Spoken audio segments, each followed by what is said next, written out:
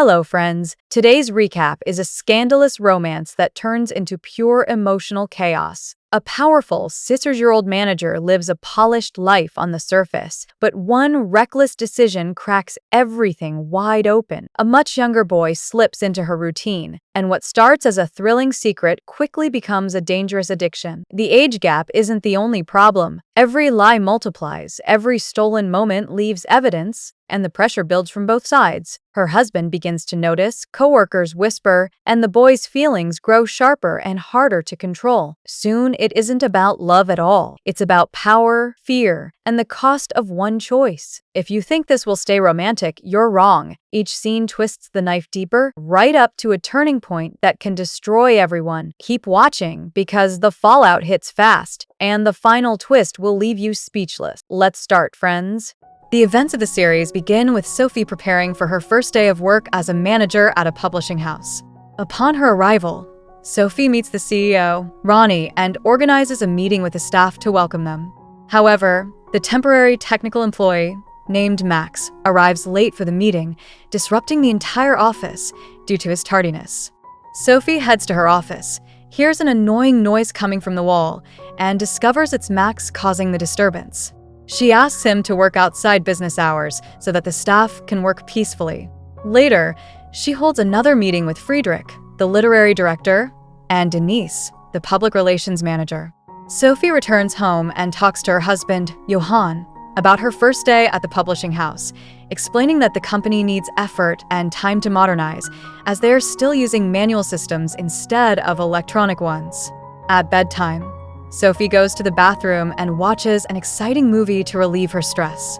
The next day at work, Sophie is in her office as usual when she hears another noise caused by Max. She argues with him and again tells him to work outside the employees' working hours because the noise prevents them from concentrating.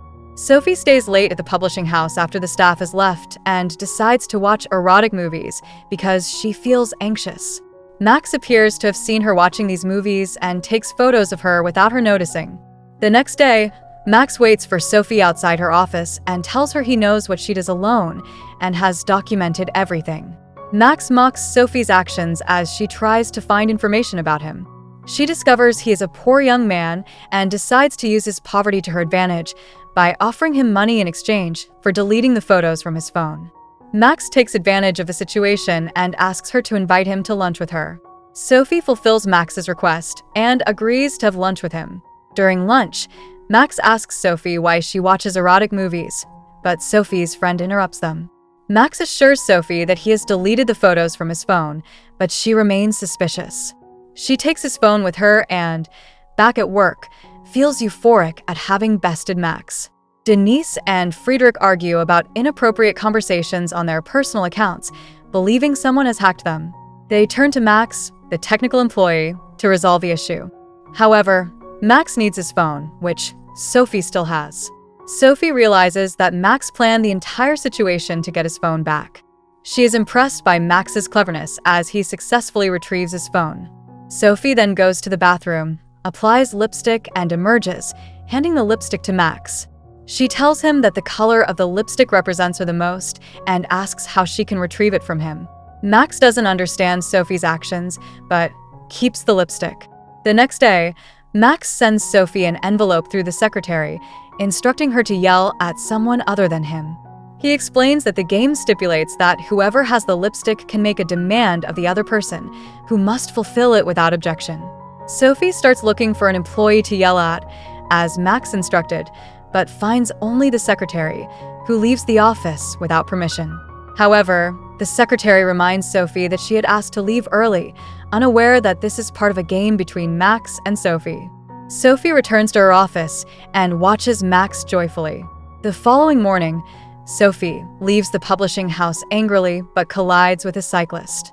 They argue, but Max steps in after hearing Sophie's voice.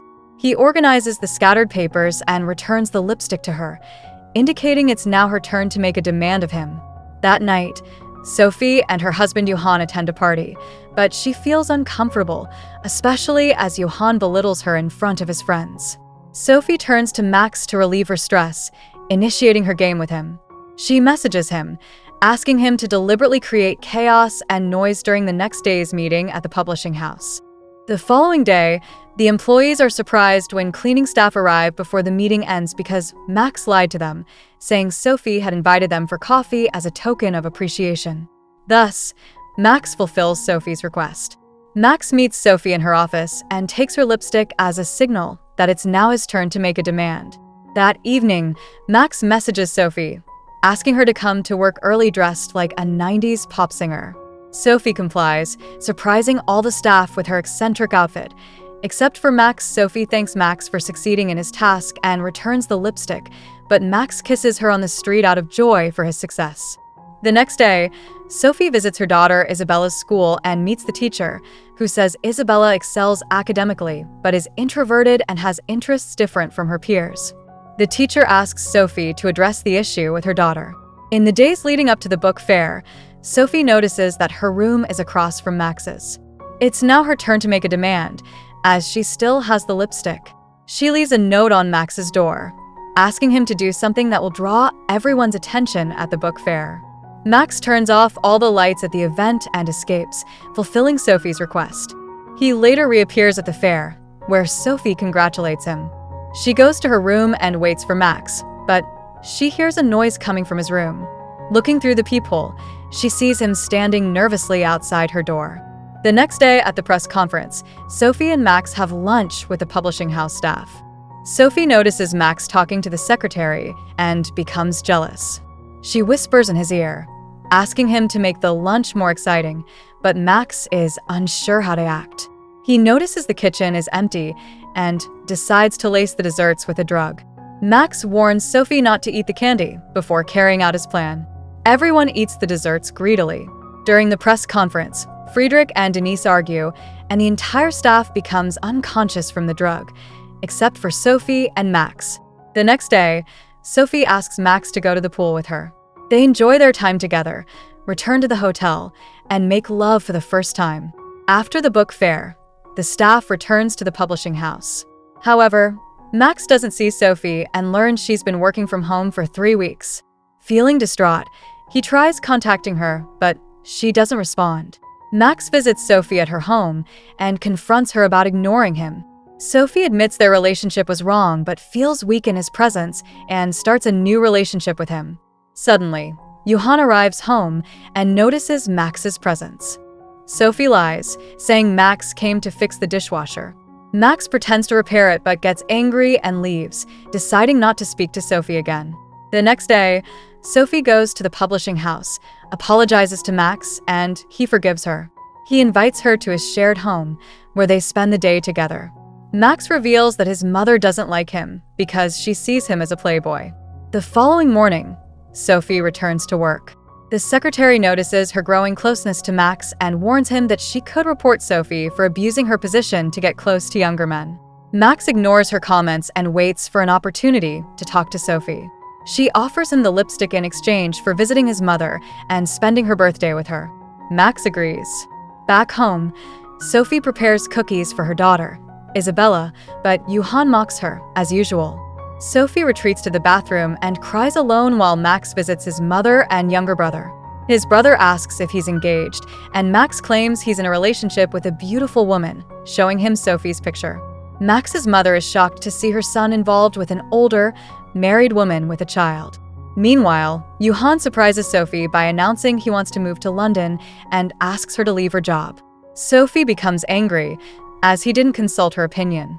At the publishing house, Sophie informs Ronnie that she plans to move to London with her husband and daughter.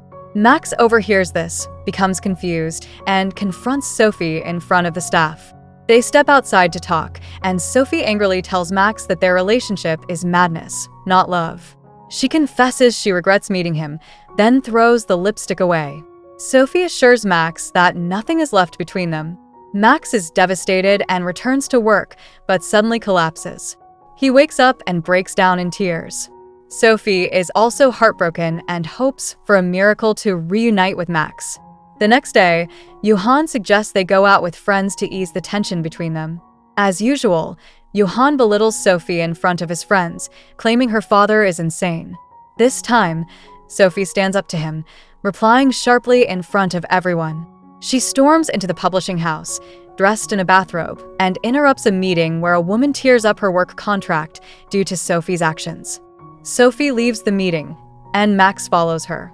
Happiness floods Max's heart as he realizes Sophie didn't move to London because she has fallen in love with him.